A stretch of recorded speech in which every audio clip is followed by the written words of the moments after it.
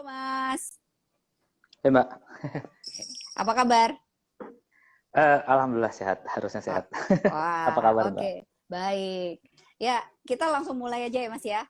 Teman-teman, jadi Mas Raja Monggo. nih, saya mau kenalkan dulu. Jadi ini kios Ojo Keos itu tempat toko buku, tempat ada kopinya sedikit, kemudian biasanya kita punya program-program diskusi, baik itu diskusi buku atau diskusi kritis. Teman-teman Aksi Kamisan juga banyak melakukan kegiatan diskusi secara reguler di kios Ojo Kios. Kemudian banyak kegiatan ya, terutama showcase musik itu dilakukan secara reguler. Tapi akibat pandemi corona ini, kita kemudian mengalihkan sebagian acara-acara kita ke Instagram Live atau secara online, dan karena kita menutup ruangannya itu kita tutup. Jadi kita kemudian sekarang memiliki program-program diskusi itu dialihkan menjadi diskusi dalam bentuk online. Begitu Ya Mbak, ceritanya. Nah, seru. teman-teman, aduh, wah ini ada Mas Rio. Join juga Mas Rio, salah satu tim developer di Lapor COVID. Teman-teman, Mas Raja Wali ini tadi saya sudah sempat kenalkan sedikit saja. Antara lain beliau adalah pencipta drone yang diciptakan sendiri. Apa Mas namanya? Drone Eh, Drone ini community drones, drone masyarakat, drone murah, drone desa atau apa terserah ya, drone namanya untuk apa. desa. Ya, intinya adalah drone ini dimanfaatkan untuk memetakan apa ya, hal-hal yang krusial yang dibutuhkan oleh masyarakat. Misalnya pada saat memetakan peta bencana ya Mas ya, pada saat terjadi situasi emergensi, bencana alam, drone ini juga berfungsi digunakan, diluncurkan, diterbangkan untuk memetakan titik-titik bencana. Juga untuk tanah adat ya Mas ya. Nanti Ya, mungkin Mas Rajawali bisa cerita lebih banyak tentang itu. Tapi pagi ini, karena kita saat ini di situasi pandemi, dan kita tahu Mas Rajawali ini aktif di beberapa hal atau di banyak hal ya, terutama dalam menghitung, enggak. mengkalkulasikan, memetakan bagaimana hubungan titik dengan garis dan apa. Beberapa kali saya dijelaskan, tapi kayaknya agak-agak kurang mudeng karena tapi sangat penting informasinya buat masyarakat supaya bisa mengetahui persebaran dan bagaimana kita bisa menyikapi persebaran virus ini. Mas Raja mungkin dijelaskan dulu apa sih atau bagaimana menghitung atau memprediksi pemodelan si penyebaran virus ini yang dilakukan oleh Mas Raja Wali, dan pentingnya apa segala macam. Silahkan. Yang pertama Mbak Mary, makasih teman-teman semua dan selamat datang. Mudah-mudahan bermanfaat apa yang saya bagi. Yang pertama yang ingin saya bagi teman-teman Mbak Irma adalah sebaiknya kita semua percaya sains. Itu pernyataan pertama saya. Jadi maksudnya percaya yang lain ya nggak apa-apa juga, tapi sebaiknya kita percaya sains itu dulu Mbak. Karena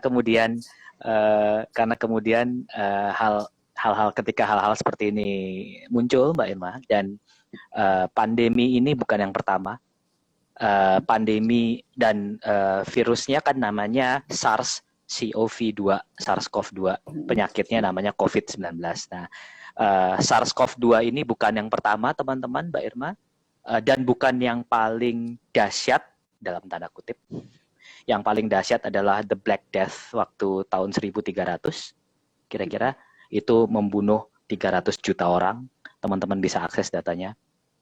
Bagi pandemi lain, salah satu pandemi yang lain adalah yang di abad 21 adalah the Spanish flu Spanyol katanya. Ya. Tahun Pagebluk itu 30 atau ya, tahun 30 sekian. Walaupun itu bukan yang paling banyak mematikan, tentunya mematikan dan tidak mematikan ini kan juga faktor dari teknologi informasi dan macam-macam tahun. Nah, tahun 30 yang meninggal satu dunia itu 64 juta. ya. Ada juga pandemi pes. Kota Ya. pertama yang di lockdown di Republik Indonesia ini adalah Malang, kota Malang oleh pemerintah Hindia Belanda waktu itu ada pes. Jadi maksudnya adalah pandemik ini akan lagi dan lagi dan lagi. Bukan nakut-nakutin Mbak Irma, ini mah sains saja Berulang. teman-teman. Ya. Berulang, betul. Tunggu Soalnya Mas. adalah, monggo. Nah, pandemik ini bukan menakut-nakutin. Itu Ya, dasarnya apa Mas supaya kita bisa ini? Ini kan bukan menakut-nakutin, berdasar evidence-nya, berdasarkan sejarah tadi ya. betul, Sudah pernah ada. betul, Oke. Betul, Faktor Mbak. lain Jadi yang memprediksikan akan berulang lagi kira-kira apa, Mas? juga ekosistem, Mbak. Karena Ya. virus ini kan virus ini kan bukan, teman-teman tahu, virus ini tidak digolongkan sebagai makhluk hidup, teman-teman. Virus ini hanya protein, punya kode genetik, iya. Dia protein, tapi dia bukan makhluk hidup. Makanya nggak bisa dibunuh juga dengan antibiotik. Namanya juga antibiotik. Bio itu hidup, anti hidup. Kalau bakteria bisa, karena bakteria adalah makhluk hidup. Bakteria digolongkan sebagai plantae animalia, kingdomnya kan kayak gitu. Nah, virus ini enggak, dia bukan binatang, dia bukan tumbuhan gitu. Nah, dia kode gitu, dia nempel. Nah, virus ini selalu butuh tempat untuk hidup. Apa itu, teman-teman? Sel. Nah, dia masuk ke sel, blek gitu. Nah, habis dia masuk ke sel, habis itu dia akan membayangkan kayak virus komputer. Dia akan kode genetiknya, dia akan membuat kode baru, sehingga kemudian dia bisa berkembang di sel itu dan loncat-loncat, kira-kira begitu, teman-teman. Nah, jadi pertanyaannya Mbak Irma, saya akan berangkat dari situ, teman-teman. Bukan nakutin, karena ini sesuatu yang saintifik, bukan sok-sokan saintifik juga, enggak. Tapi di saat kayak gini, mohon kita semua, teman-teman, nggak usah takut yang tidak berdasar, logik saja. Kita percaya sama ilmu pengetahuan juga. Kira-kira gitu. Evidence ya, Mas. Betul, sama Scientific bukti. evidence base ya. Betul, betul. Nah, persoalannya apa, Mbak? Teman-teman, dengan hal yang sekarang terjadi, kenapa judulnya garis dan titik? Kayak gitu, Mbak. Nah, teman-teman dan kita semua sudah paham atau sudah tahu selama ini tiap hari yang kita lihat di TV, di radio, di mana, atau yang kita lihat juga lewat WA atau apapun, atau lewat web adalah angka, Mbak. Ya. Hari ini sekian positif, hari ini sekian PDP, ODP, hari ini sekian meninggal dan sebagainya, sekian sembuh dan sebagainya. Betul, Mbak, itu penting, teman-teman, penting banget. Tetapi data itu, kalau itu kita sebut data, tidak bisa dipakai untuk ngapa-ngapain. Kalau hanya angka tok, kalau hanya dia di titik tok, di peta ada titik cetuk gitu, ada rumahnya siapa gitu, kena ya. Ya bagus dilihat, tapi malah nakutin kan gitu. Waduh gitu. Yang kita butuhkan saat ini adalah bertindak.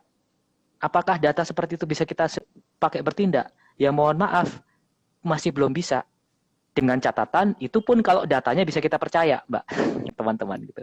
Nah, bukan tidak percaya, tapi saya kira sains juga sudah bisa mendekati kenyataan. Sains, ya fungsinya sains itu kan, Mbak, teman-teman, sains itu berusaha selalu menjelaskan kenyataan, menjelaskan fakta, menjelaskan ekosistem yang berubah gitu. Nah, salah satu alatnya adalah yang namanya model, Mbak. Nah, atau simulasi, teman-teman. Model dan simulasi tidak pernah bisa mendekati kenyataan, sama dengan kenyataan tidak pernah bisa. Jadi tidak akan ada model yang benar, tapi juga tidak akan ada model yang salah. Semua model benar dan semua model salah. Nah, dengan berpikir model, kita bisa melihat tren, kita bisa melihat pattern atau pola, atau kita bisa melihat anomali. Saat ini Mbak Irma, mungkin gara-gara ini juga banyak sekali orang di Indonesia, atau nggak cuma di Indonesia, teman-teman, tapi juga di seluruh dunia kayaknya, itu saya sebut euforia data. Semua aja data. Ngomong data, ayo data besar, euforia gitu. Fetisisme data malah kalau menurut saya gitu. Fetis betul gitu, data besar. Tetapi data itu, teman-teman, Mbak Irma, data itu belum jadi informasi. Informasi itu belum jadi pengetahuan. Pengetahuan itu belum jadi pemahaman. Pemahaman itu belum jadi kebijaksanaan. Jadi dari kebijaksanaan kemudian dipakai untuk melangkah, action, eksekusi. Dari data sampai kebijaksanaan masih jauh. Butuh metodologi, butuh analisis, butuh pengalaman, butuh kerja bareng, butuh bareng-bareng, diambil bareng datanya. Nah, itu kenapa lapor COVID-19 yang Mbak Irma, Mas Arief, dan kita semua mencoba masuk ini ada dan hadir buat kita semua dan untuk kita semua. Kalau nggak ada Superman, Mbak, yang ada Superman, woman, man. Nah, itu jadi Superman. Nggak ada yang bisa tahu semuanya sendirian, nggak ada. Pemerintah nggak sanggup. Pemerintah manapun nggak sanggup.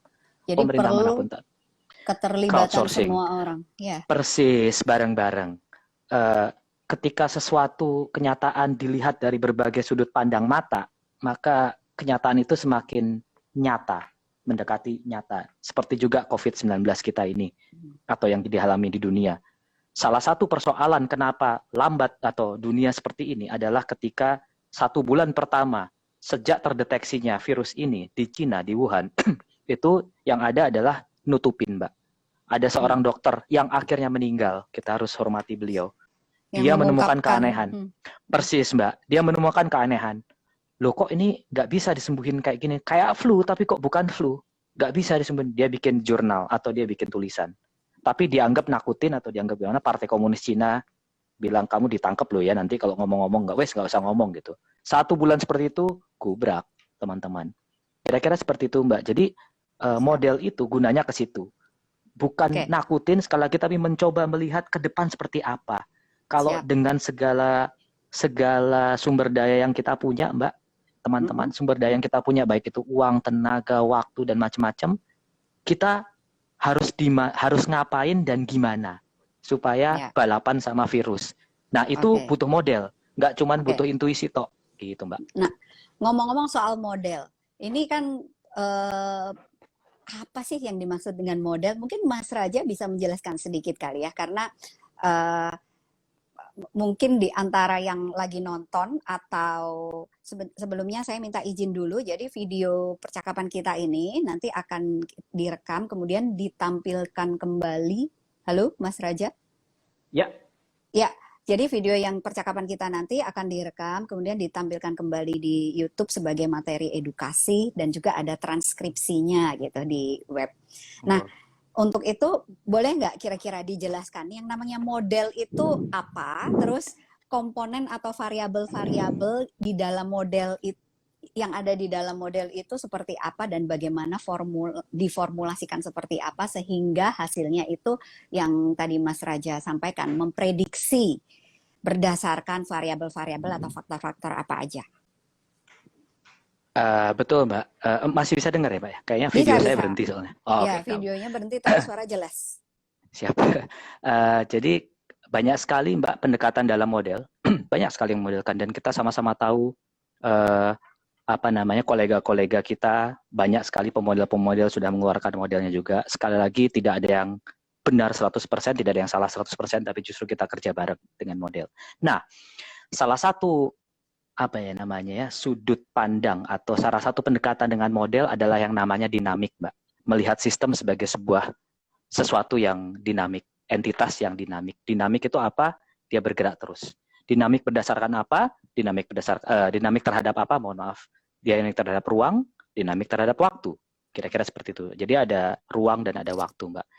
Bahkan ada salah satu cabang di ilmu pengetahuan lah, kalau kita bilang baru 20 tahun, 25 tahun ini ada di dunia, namanya complexity science. Science of complexity, science kompleksitas. Itu melihat sistem sebagai sesuatu yang kompleks. Tapi kompleks itu jangan disamakan dengan susah. Kompleks itu justru menarik. Titik tertinggi dari kompleksitas atau kecanggihan itu adalah menjadi sederhana. Jadi kita mencoba melihat rumus-rumus atau kita mencoba melihat relasi-relasi sederhana, yang paling sederhana antara komponen-komponen dari sistem. Kita kira begitu, Mbak. Nah, jadi modelnya yang saya coba lakukan adalah memodelkan dinamik, memodelkan secara kompleks gitu. Jadi melihat sistem ini sebagai sesuatu yang kompleks. Artinya apa, Mbak? Artinya parameter dari model atau hal-hal yang menentukan model itu juga bergerak setiap saat. Berubah setiap saat tergantung keadaan hari ini seperti apa. Saya lempar saja langsung ada 4 parameter besar yang saya masukkan dan mungkin ini salah, mungkin saya nggak tahu ya, mungkin benar, mungkin salah atau mungkin kurang. Mari kita lengkapi bersama. Parameter pertama adalah kecepatan dan keakuratan tes, Mbak. Nah, itu satu parameter. Sampai 2 minggu lalu jumlah tes di Republik Indonesia baru sampai 3.000 atau 2.000, 3.000. Sekarang sudah makin banyak. Oke. Nah, parameter pertama adalah kecepatan tes. Parameter kedua adalah berjarak fisik atau yang dikenal physical distancing. Nah, itu parameter kedua. Dilakukan nggak? Kalau dilakukan sejauh apa, se-efektif apa dan semacamnya. Nah, begitu kita bicara efektif, Mbak, kita sudah mulai bicara parameter yang lain, atau kita bicara variabel yang lain, yaitu ekonomi mungkin, Mbak. Kenapa? Begitu dilakukan penjaraan fisik atau semua di rumah, kita sama-sama tahu teman-teman, yang paling menderita, yang paling merana adalah saudara-saudara kita yang kalau disebut istilahnya ada yang namanya kelas prekariat. Ini bukunya Guy Standing tahun 2007. Yang prekariat. Prekariat itu apa? Miskin, mohon maaf. Ya enggak juga miskin, punya gaji sih. Tapi gajinya harian. Tapi gajinya setengah mingguan atau mingguan. Kita atau siapapun dari kita yang gajinya bulanan mungkin masih aman. Mungkin.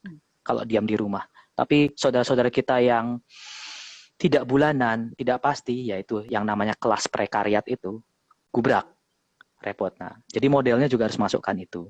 Bagaimana solusinya? Mungkin ada BLT, mungkin ada apapun, atau solidaritas warga. Parameter ketiga adalah kalau saya memasukkan faktor informasi, Mbak. Jadi transparansi dan presisi dari informasi itu menjadi penting. Dan parameter keempat adalah kesiapan rumah sakit dengan segala dokternya.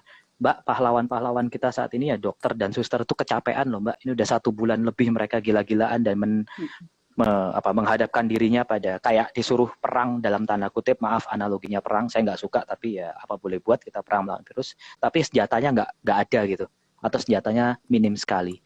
Artinya dibutuhkan sekali lagi sebuah model untuk tahu seminggu ke depan yang akan meleduk gitu, yang akan gubrak gitu, yang akan membuncah itu di mana? Di amit-amit ya, Sulawesi Selatan kah? Jawa Barat kah? Jawa Timur kah? Jadi kita bisa bergerak dengan baik. Saya balik sedikit ke parameter ketiga, Mbak. Sedikit aja. Kenapa boleh, judulnya garis dan titik? Karena itu, Mbak. Ini ada hubungannya sama parameter ketiga, yaitu tentang informasi. Informasi yang keluar sampai saat ini adalah berupa angka dan titik saja. Tidak cukup, Mbak, untuk kemudian bisa dipakai melangkah dan mengerti kenapa virus itu menular, virus itu loncat, virus itu vektornya adalah manusia. Jadi kita butuh lebih dari sekedar titik, tapi kita butuh garis. Maksudnya artinya masih bisa dengarkan, Mbak? Nah, jadi jejaring, jadi garis. Jadi ada ruang, ada waktu. Kira-kira begitu, Mbak. Oke. Ini kan tadi Mas Raja menyebut balapan ya. Balapan dengan virus itu artinya berkejaran dengan waktu. Mas, tapi bagaimana kemudian melihat dinamika tren itu ya, Mas ya? Tren sekarang, sebelumnya dan sekarang dan lain sebagainya. Terus yang untuk informasi nih, Mas. Informasi yang berupa angka tuh Mas Raja, sebaiknya informasi angka dari manakah yang bisa digunakan yang lebih mendekati keakurasian, lebih mendekati dengan kenyataan. Kan Siap, ini Mbak. kita banyak angka, misalnya angka data resmi dan lain sebagainya. Siap, Mbak. Terima kasih, Mbak, pertanyaannya. Jadi saya sendiri bukan epidemiologis gitu. Banyak teman epidemiologis, tapi bekerja kita sama-sama. Mbak sendiri dokter gitu. Tapi begini, Mbak, di balik semua angka yang tiap hari kita laporkan atau kita lihat di depan mata kita, kita lihat, mohon maaf, di depan mata kita, itu ada dimensi banyak loh, Mbak. Jadi hidup itu bukan cuma angka, satu udah jelas. Tapi di balik setiap angka satu, nambah satu, itu ada dimensi banyak, Mbak. Si satu ini seminggu lalu kemana dia? Si satu ini seminggu lalu duduk di mana saja? Ya kalau bisa sampai ketemu sama siapa saja. Rasanya susah di Republik ini. Begitu banyak orang. Nah itu yang dilakukan Singapura, Mbak. Singapura dan setahu saya Vietnam. Kenapa Singapura dan Vietnam? Saya nggak bisa bilang berhasil, Mbak. Tetapi cukup bisa tahan lah, bertarung terus. Satu, Singapura punya mekanisme yang digital tracing, Mbak.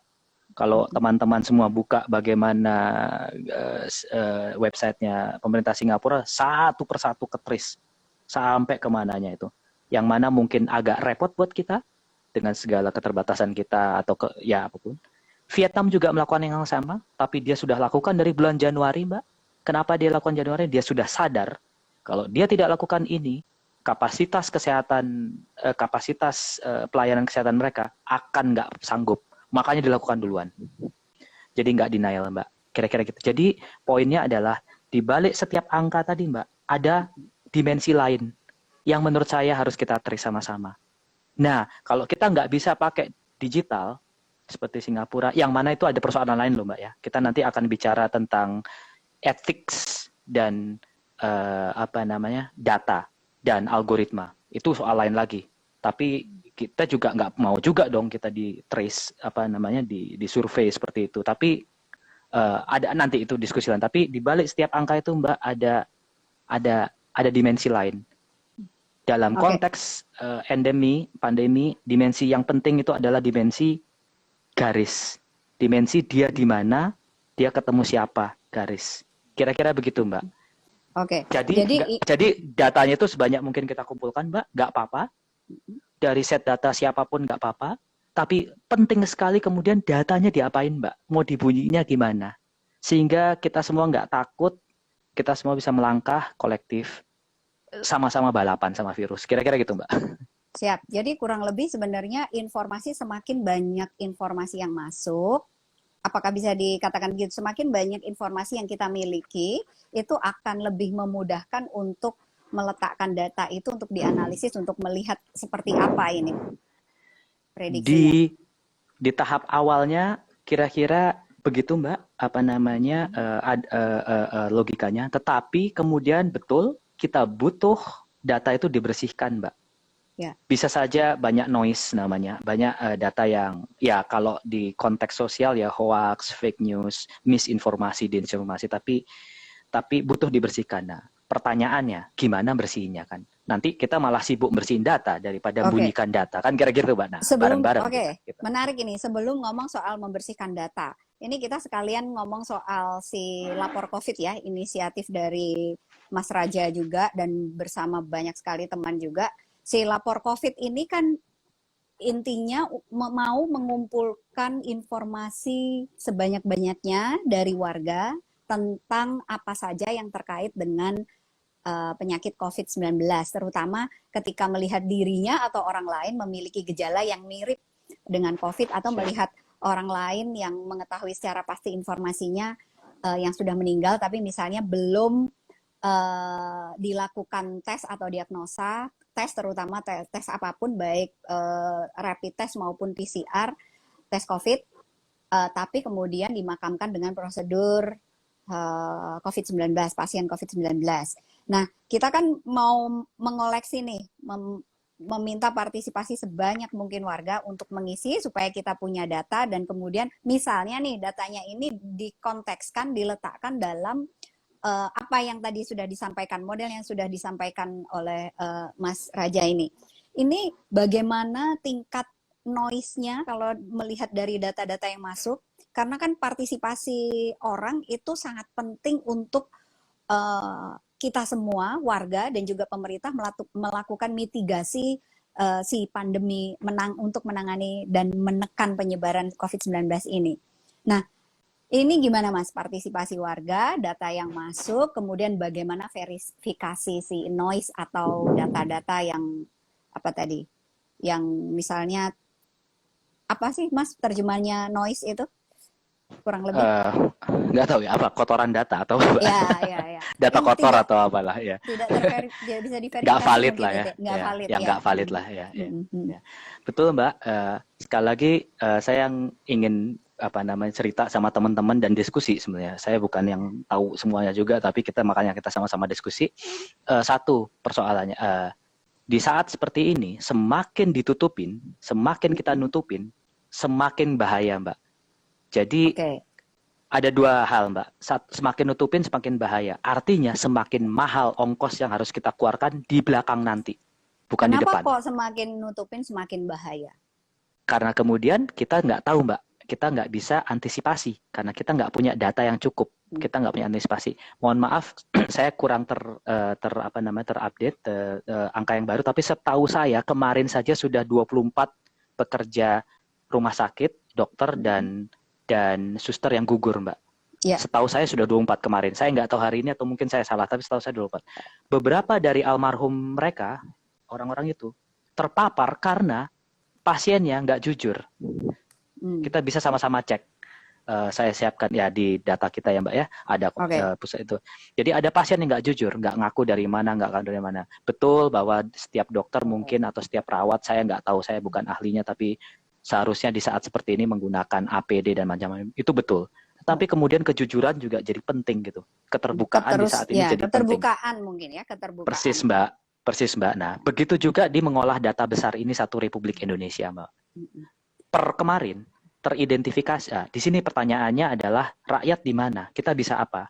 Mbak, menurut saya teman-teman, ketika ada paralegal, orang yang bukan pengacara tapi boleh membantu proses acara ya Mbak ya, betul ya, paralegal. Ketika ada paramedik, bukan dokter, tetapi bisa membantu. Ketika ada paramiliter, bukan tentara, tapi dia bisa itu. Kenapa kita nggak bikin yang namanya paradata? Masa data yang boleh ngumpulin cuma pemerintah tok? Masa data yang boleh ngumpulin cuma siapa? Yang para cerdik panda yang mohon maaf gelarnya numpuk-numpuk di mana? Kayak gitu. Rakyat itu sumber data. Kita itu sumber data. Dan sebaiknya kita juga pintar tentang data sama-sama. Nah itu kenapa kita hadirkan Mbak lapor COVID-19. Nggak bisa Mbak, nggak ada yang mampu. Satu Republik Indonesia, 13.000 sekian pulau, 13.000, 17.000 malah, 17.000, 13.000 pulau Mbak. Nggak ada yang mampu Mbak, kalau kita nggak sama rakyat. Per kemarin, terdeteksi Mbak, salah satu yang kita luncurkan, yang saya luncurkan adalah sama-sama ya, sama kelompok-kelompok anak-anak muda gila di mana-mana. Kita bikin apps untuk mendeteksi macam-macam, seperti kita juga bikin WA bot kita Mbak sama-sama. Nah, kita mendeteksi per kemarin bahkan sudah ada yang positif masuk di sebuah daerah nun jauh di Indonesia Timur sana dan tidak ada fasilitas kesehatan yang cukup. Beliau lewat mohon maaf tapi satu keluarga ini lewat kapal, sebuah kapal lah di timur sana. Ngeri Mbak. Tapi kita dapat itu. Kenapa? Karena rakyat Mbak. Karena rakyat percaya sama kita. Nah, di situ karena Mbak, kenapa rakyat yang ikut kontribusi memberikan informasi Persis. Persoalan kemudian adalah bagaimana menolong mereka. Ya itu ya kita sama-sama pikirin lagi Mbak. Ya. Gitu. Kalau mohon maaf, saya bukan mendiskreditkan siapapun pemerintah ataupun terserah lah itu. Tapi kalau memang nggak hadir, yang hadir harus kita. Solidaritas, apa boleh buat, entah gimana caranya. Makanya kemudian salah satu data yang coba kita kumpulkan bersama-sama. Saya bilang kita ini sebenarnya kontradiktif. Yang kita itu ya bareng-bareng lah, bukan saya sama Mbak Tok kan, tapi rakyat itu. Itu adalah kebutuhan-kebutuhan Mbak. Rumah sakit apa butuh apa, di mana, atau apa butuh itu. Terus kemudian inisiatif Mbak. Kelompok apa di RW mana, kelompok satu Indonesia. Itu jalan terus Mbak. Nah harus bareng-bareng. Kira-kira begitu Mbak. Siap. Menarik banget ya Mas. Jadi sebenarnya justru partisipasi atau keikutsertaan warga untuk memberikan informasi ini sangat penting karena fungsinya seperti yang tadi Mas Raja sampaikan, ada informasi dari kepulauan terpencil, orang yang memberikan informasi ini membantu kita untuk mengetahui masalah. Lah kalau masalahnya nggak diketahui aja nggak bakal mungkin ada yang mikirin solusinya gitu ya ibaratnya ya. Persis Mbak. Lah masalahnya A ternyata kita mikir solusinya Z. Lebih ya toh. Bukan A aksen gitu kan. Kira-kira begitu Mbak. Persis Mbak. Oke, menarik. Coba ini walaupun tanpa ini ya Mbak ya. Satu sedikit lagi. Walaupun bukan tanpa risiko Mbak. Saya langsung mau ngangkat kita aja Pak di Indonesia lah kita. Bukan tanpa risiko. Salah satu resikonya adalah dengan adanya pandemi ini, maka wacana bahwa mass surveillance, surveillance massal, itu seolah-olah menjadi penting, Mbak. Ada bahaya, Mbak, di situ. Ada sangat bahaya, teman-teman. Jadi, bisa jadi otoritarianisme negara. Bisa jadi, teman-teman tahu itu apa. Jadi, Cina itu, Mbak, Mas, teman-teman semua, waduh, ada yang namanya social credit score. Itu kalau kita kebetulan tadi pagi keluar, terus nyebrang jalan, terus kita lihat bapak-bapak tua atau ibu-ibu tua atau apa pengen nyebrang nggak kita bantuin, kita ketahuan sama negara. Poin kita berkurang. Mohon maaf, seperti pengemudi ojol, saya nggak sebut siapapun, tapi bintangnya kita berkurang. Karena apa? Di mass surveillance. Apakah kita mau republik ini seperti itu? Saya nggak mau. Saya nggak tahu, saya nggak mau. Yang kedua, surveillance-nya oleh mohon maaf, tapi sektor privat, company, yang digital terutama gitu. Kita sama-sama dengar seminggu 2 minggu kemarin bagaimana Zoom itu Ya, juga bocor. ya cukup bocor datanya gitu. Peer to peer-nya sih peer to peer memang pakai peer to peer, tapi kemudian data peer to peer-nya juga dibocor. Kira-kira begitu Mbak. Jadi bukan tanpa resiko, tapi justru itu Mbak Irma, teman-teman semua, kita tunjukkan di masa seperti ini. Rakyat ini bisa ngumpulin sendiri datanya. Tapi nanti ke depan kita juga hati-hati. Data ini mau disimpan sama siapa? Termasuk teman-teman harus mempertanyakan saya dan Mbak Irma juga gitu. Ini datanya di mana nih gitu, kira-kira gitu. Jadi di situ Betul. Mbak Irma. Jadi ada wacana itu juga. Ya, harus ada satu berarti yang ngomongin soal data security atau keamanan data, itu ngomongin Persis Mbak. soal bagaimana kita bisa menyimpan baik-baik data supaya datanya tidak dibocorkan atau tidak terbocorkan atau tidak bocor. Jadi semua itu harus diantisipasi oleh penanggung jawab. Kalau dalam konteks lapor COVID ataupun siapapun yang mengumpulkan data dari warga, itu mesti disimpan, dipastikan bahwa itu aman. Satu itu ya.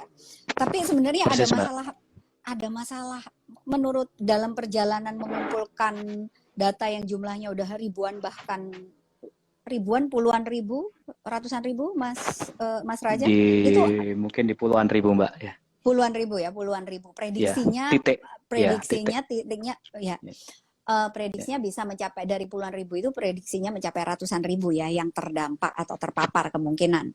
Nah, betul Mbak. ini ngomongin soal puluhan ribu data yang masuk dan informasi mereka yang puluhan ribu orang yang memberikan informasi kepada Mas Raja dan kawan-kawan kita semua yang mengumpulkan data itu. Ini dibandingkan dengan lebih dari 230 juta penduduk Indonesia, itu kan masih sangat sedikit sekali ya. Ini juga sebenarnya kita perlu bicara soal kesadaran untuk apa sih yang mendorong orang untuk bisa berbagi informasi dan lain sebagainya. Kita masih punya masalah di situ juga ya Mas ya. Persis Mbak. Apa sih yang yang jadi masalah dan macam-macam. Satu Mbak, menurut saya atau yang saya bisa amati dengan segala keterbatasan saya. Satu adalah siapa Anda? Kenapa saya harus store data ke Anda? Siapa sih Anda? Kira-kira kayak gitu Mbak. Sangat mendasar. Dan itu bukan soal teknologi. Kalau itu sih soal manusiawi. Teknologi nggak bisa menyelesaikan soal itu. Artinya Mbak, ini juga adalah sebuah ujian tentang kalau bahasa Jawanya social trust atau social bonding gitu, apalah itu ya. Jadi bahasa apa ya, Jawa. kepercayaan sosial apa ya Mbak ya, kebersamaan sosial. Ya. Ini ujian Mbak. Ya. Siapa Anda? Kenapa saya harus store data saya ke Anda? Itu baru pertama. Yang kedua, kalau sudah muncul percaya, oke, saya store atau saya ngasih dengan harapan ini bisa membantu. Jadi juga ada satu pola pikir di kepala kita semua Mbak. Ini bukan cuma tentang saya Raja atau Mbak Irma. Kalau saya diam di rumah, kalau saya berbagi data, ini adalah juga soal tentang tetangga saya, saudara saya, ibu saya, bapak saya, kakek saya. Jadi pola pikir bahwa ini bukan cuma tentang saya gitu, tapi ini juga tentang Anda, tentang yang lain di sekitar kita. Itu yang juga menurut saya jadi faktor. Saya nggak ingin nyalahkan atau menjudge ya, tapi ya itulah faktor. Yang ketiga Mbak, juga adalah habis itu kemudian berpikir dong, lah kalau saya sudah ngasih, saya sudah ngisi atau apa, jadinya apa? Apa yang bisa saya dapat, jadinya apa? Atau apa yang bisa saya manfaatkan? Kira-kira gitu Mbak Irma. Jadi saya pikir di situ Mbak Irma. Jadi mengolah, jadi nyari data, ngambil data itu ya begitu Mbak. Dipikirkan di situnya. Karena kita masyarakat. Kalau kita adalah perusahaan atau kita adalah entitas bisnis, ya langsung dijadikan saja jadi sesuatu aktivitas atau apapun yang bisa menghasilkan profit. Kan kira-kira begitu Mbak. Ya, betul. Siap. Tapi kalau kita bicara sosial, kita bicara profit ya Mbak ya. Kita bicara benefit. Manfaat. Ada profit, ada benefit. Nah, benefit ini nggak terukur Mbak. Nggak bisa kita ngasih uang. Ya kalau kamu ngisi dapat uang, waduh repot juga. Tapi kalau kamu ngisi kamu sehat. Insya Allah. Iya, tapi gimana? Kira-kira gitu Mbak. Social benefit, health benefit, ini banyak sih ya benefit ya, bukan kira-kira profit. Seperti itu Mbak, bukan profit banget. Mbak. Oke. Betul Mbak. Mas, ini ada yang nanya dari not you can. Maaf tadi cara memverifikasi data atau laporannya gimana ya dari pihak lapor COVID, memastikan data yang dilaporkan valid. Mungkin bisa diceritakan Mas sedikit. Siap Mbak, Mas atau Mbak Natnat, Mbak Natnat atau Mas. Jadi satu, jelas datanya masuk dulu, ya kan? Dua, verifikasi di tingkat pertama, turunan pertama verifikasinya adalah di si pengisi itu sendiri, Mbak dan Mas. Ya. Jadi kita nggak main sebarkan saja lapor COVID, walaupun sudah menyebar, iya, tapi juga lewat friends and family gitu, kalau kata bahasa Sundanya gitu. Jadi jejaring teman, nah, kita tahu mereka nggak bohong, walaupun atau bukan malah bohong lah, nggak main-main. Tapi bukan tidak dipungkiri ada saja yang akan juga kotor. Nah, itu harus kita bersihkan, Mbak. Ada caranya, Mas, Mbak Natnat. Dari pola secara teknis dan secara non teknis. Secara teknis, dari isian pertanyaan saja, kalau dari 20 sekian pertanyaan misalnya cuman diisi 2 atau 3 dan isinya pun sesuatu yang udah jelas-jelas nggak benar gitu. Jelas-jelas misalnya pertanyaannya nama kok diisinya misalnya apa huruf X gitu. Oh, yaudah. Bersihkan dulu secara teknis. Algoritmanya pun gampang sekali. Itu teknis, Mbak. Langkah kedua membersihkannya lagi, Mas dan Mbak, tentang validitas. Kita bicara big data, data besar, itu ada 5V atau 6V yang menjadi karakternya.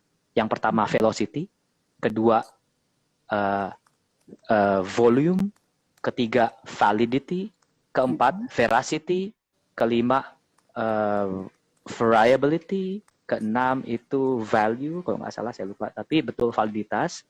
Salah satunya mungkin caranya adalah triangulasi, Mbak Natnat, Mas, Mbak Natnat, triangulasi. Jadi misalnya begini, Mbak Natnat,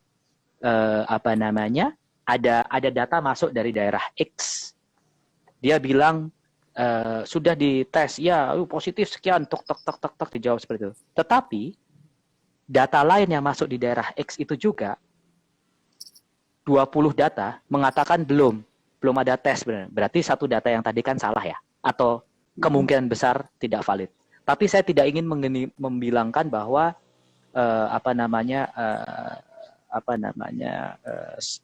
minority power itu nggak benar gitu. Nggak juga, itu bisa jadi yang satu orang itu benar. Artinya, kita harus tabrakkan data ini dengan set data yang lain, Mbak. Misalnya, set data tentang tes. Misalnya, set data tentang klaster-klaster penularan yang sekarang sedang kita lakukan juga. Begitu ketemu set data A, ketemu set data B, dan ketemu set data C, kita tahu kira-kira bisa menebak, oh mana yang outliers, namanya outliers, Mbak, mana yang agak kira-kira begitu, Mbak. Mudah-mudahan menjawab. Tapi pekerjaan yang asik memang, capek asik, tapi ya begitulah hidup kan gitu, bersihin kayak rumah kan, ya. Dibersihin, diatur lagi, ditampilkan, diwarnain, bersihin lagi, kira-kira begitu, Mbak. Iya, Mbak Natnat saya kira udah terjawab ya, terutama mungkin tadi juga sudah menyinggung soal triangulasi yang itu bisa diverifikasi, karena sebenarnya kalau saya boleh nambahin Mas Raja menjawab Mbak Natnat, ketika kita melaporkan orang lain di lapor COVID, bisa jadi yang dilaporkan itu juga dilaporkan oleh orang lain juga. Nah itu sebenarnya kalau Mas di dalam pertanyaan WA lapor COVID itu pun sudah bisa membantu memverifikasi ya, karena yang dilaporin siapa namanya, kira-kira umurnya berapa, tinggalnya di mana, dan lain sebagainya, ciri-cirinya seperti apa. Itu kayaknya sudah ada, mudah-mudahan itu bisa digunakan sebagai data awalan untuk mengukur validitas atau membersihkan itu tadi. Oh ini udah dilaporkan, jadi ini double, jadi tidak dihitung. Kayak gitu ya Mas ya. Persis, Mbak, dan algoritma saat ini sudah mampu, sudah bisa lah. Saya banyak coding di namanya R dan Python, coding sama adik-adik, sekalian ngajarin teman-teman yang mau belajar data science, free gitu, ayo sama-sama. Kita lakukan itu bisa cepat gitu, Mbak. Satu itu. Yang kedua, ada cabang ilmu lain yang cukup menarik, yaitu namanya network science gitu. Ilmu jejaring. Yang tadi persis Mbak Irma bilang. Kalau teman-teman atau Mbak Irma pernah dengar, pasti namanya 6 degrees of separation. Ya. Jadi 6 derajat pemisahan.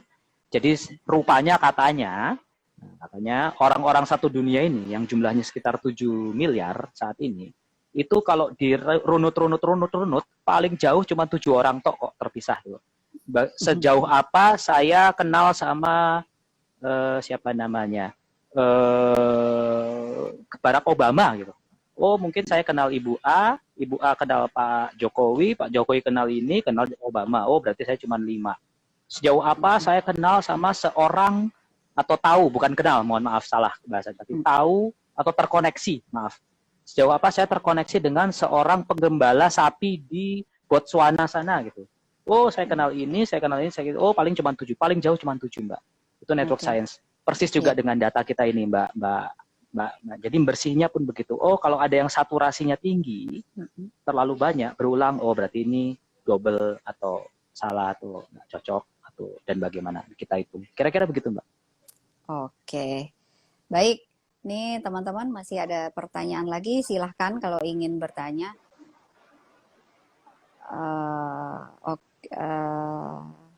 Kalau enggak, mungkin saya mau berikan satu pertanyaan terakhir buat Mas Raja. Mungkin pesan aja deh, pesan kepada kita semua nih soal enggak nih pesannya, tapi yang ini dong berkaitan dengan data, informasi, pentingnya data dan informasi. Karena menurut saya ini buat saya pun memberikan data dan memberikan informasi itu belum lama loh Mas ininya apa?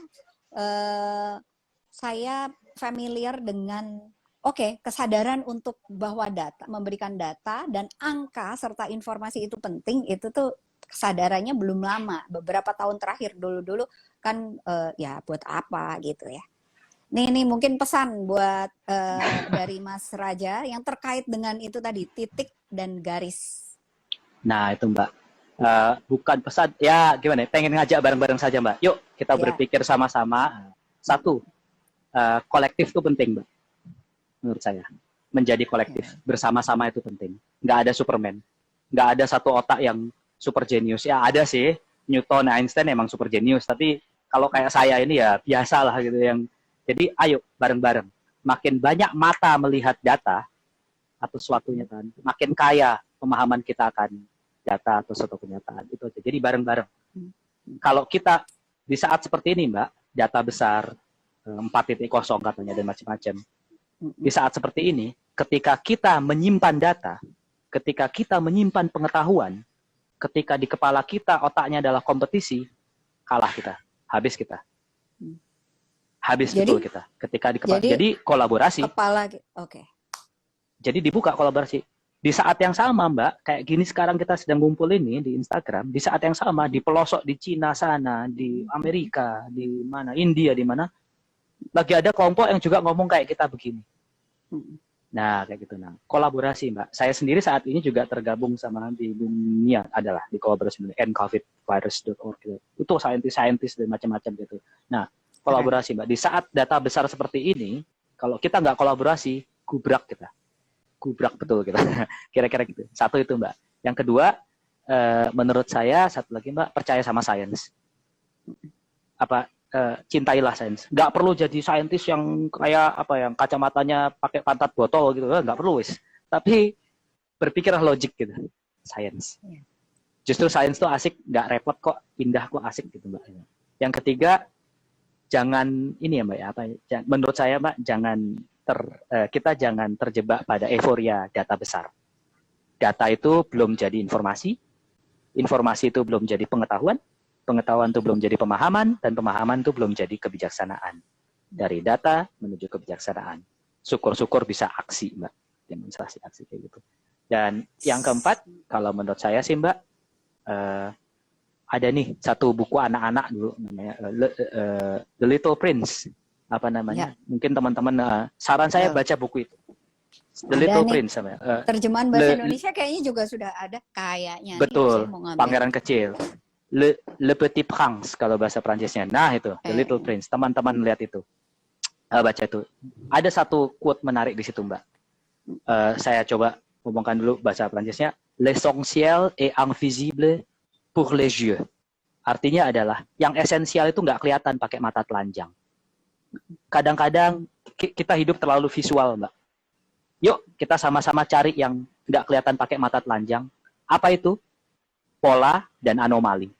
Rumusnya data scientist cuma 2 kok, nyari pola dan nyari anomali. Yuk kita ke situ.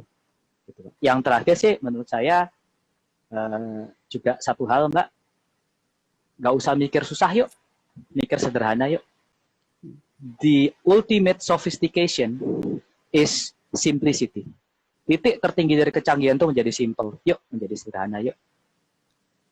Saya kira itu Mbak, sama-sama. Gitu Mbak. Siap. Luar biasa. Ini ngomong data, ngomong angka, tapi sangat filosofis juga. Keren sekali. Terima kasih banyak Mas Raja waktu dan berbagi ilmunya. Semoga ini mendatangkan banyak manfaat. Ya. Punten Mbak, ini ada asik sekali Mbak. Cara efektif mengedukasi ke orang-orang terdekat nih Mbak, tentang pandemi. Oke. Saya cerita 2 menit saja Mbak. Boleh. Salah satu dari gerombolan yang gelisah-gelisah ini Mbak. Nah, ini kan kita penggelisah-penggelisah yang bergerombol nih teman-teman. Salah satu gerombol ini adalah sekitar 2 minggu lalu mulai membuat infografis tentang pembatasan fisik, Mbak. Oke. Ya, 2 minggu lalu ada tinggal. Tapi di 30 bahasa Nusantara saya sudah sebarkan tuh. Nah ini gerombolan. Jadi ada bahasa Toraja, bahasa Batak, bahasa Jawa, Jawa Ngoko, Jawa Inggil, ada Sunda, ada Banjar, ada saya udah nggak 30 sekian bahasa Mbak sudah disebarkan. Nanti saya sebarkan lagi kok. Nah, bagaimana cara efektifnya? Jangan-jangan begitu Mbak. Karena apa Mbak, teman-teman? Kita bicara physical distancing. Ini apa toh iki? Physical distancing ini apa sih? Ini bahasa planet nih. Jadi bahasa yang kita pakai aja kok sudah membuat jarak gitu sama orang gitu. Ya gimana orang mau mengerti? Ayo kita pakai bahasa yang manusiawi, yang sehari-hari gitu. Nah, makanya kita coba, kita itu ya gerombolan lah, nanti saya bisa kasih tahu teman-teman siapa gerombolan itu. Kita membuat Instagram sih, infografis itu dari sekarang udah 38 bahasa kalau nggak salah daerah. Dan berlanjut. Dan juga voice over Mbak. Ya. Jadi ada video kecil pendek, tapi voice over bahasa-bahasa daerah. Kira-kira gitu Mbak. Jadi ada pertanyaan bagaimana? Berbahasalah, menjadilah orang setempat. Betul Mbak. Janganlah jadi orang yang berjarak dengan orang lain. Jadilah orang setempat. Jadi kita aja gitu. Jadi manusia. Bahasa hati gitu Mbak. Yang di situ hatinya gitu. Kira-kira gitu Mbak. Luar biasa. Jadi kita menggunakan bahasa hati yang tepat ya untuk apalagi untuk mengaplikasikan, merelevansikan apa yang terjadi sekarang di situasi pandemi. Persis karena rakyat juga punya pengetahuan loh Mbak. Nggak cuma saintis loh yang punya pengetahuan. Betul. Rakyat itu punya pengetahuan hebat loh. Mungkin tidak formal, tidak dianggap formal. Betul, karena saintis juga harus menghormati karena sumber pengetahuan itu ada di masing-masing rakyat ya, di masing-masing warga yang tinggal di pelosok dan lain sebagainya. Sepakat. Dari situ baru menginformasikan saintis. Sepakat. Bukan dari dan saintis sekolah dulu. Betul. Dan sekolah terbaik itu apa Mbak? Semesta alam. Ya. Sekolah terbaik ada sekolah bukan Oxford, bukan Cambridge, bukan MIT, bukan ITB, bukan UGM, bukan UI, bukan mana-mana. Semesta alam. Itu sekolah terbaik Mbak. Luar biasa. Oke. Keren sekali Mas Raja. Terima kasih banyak Mudah-mudahan ya. Ini ada kita Toto balapan. Balapan dengan virus. Mas Toto Raharjo. Hai Raja, ketemu di sini. Temannya Toto ya. Yes. Terus ada juga Om Ken Seno Tuhub alias Muhammad Asranur. Top, mencerahkan. Terima kasih Mas Raja. Dan ada Tante Maria dan Terlengkong. Wah, saya belajar banyak. Terima kasih. Dan banyak sekali yang merespon juga. Mas Raja, terima kasih banyak waktunya. Saya tahu ini mengambil banyak waktu Mas Raja untuk bukan berdiam diri, berhadapan dengan data dan warga lainnya yang sedang menyampaikan informasi dan data. Tapi sebelum kita tutup setengah menit aja, saya mau info promosi dulu. Kita promosi sebentar Mas Raja ya, teman-teman mungkin mencari informasi tentang lapor COVID. Apabila teman-teman bisa memberikan informasi yang masuk ke lapor COVID, ini sangat bermanfaat buat pengendalian virus ini dan buat sebagai materi komunikasi kita terhadap sesama untuk menghentikan, melindungi kita bersama dari paparan virus.